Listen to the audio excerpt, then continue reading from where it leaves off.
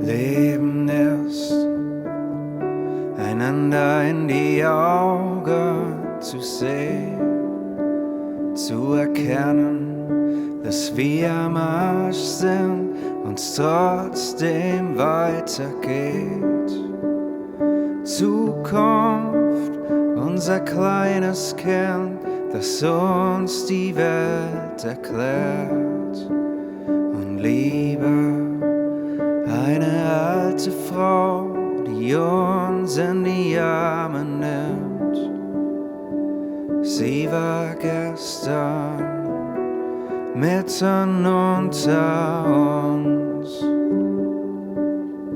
Ich hab sie verpasst, obwohl sie vor mir stand und mir tief in die Augen sah und mich um Hilfe bat.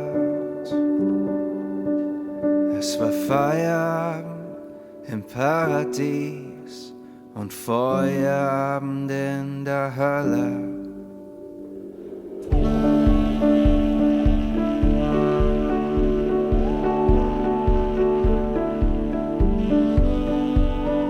Flucht ist die Hoffnung auf ein Leben vor dem Tod.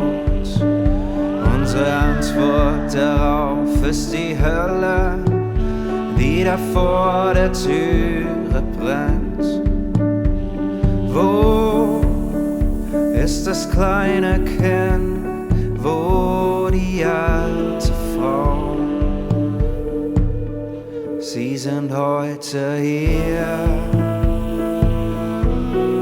mitten unter uns. Wir sehen sie kaum, obwohl sie vor uns stehen und uns tief in die Augen sehen und uns erinnern wollen. Es ist Feierabend im Paradies, woanders brennt's noch immer.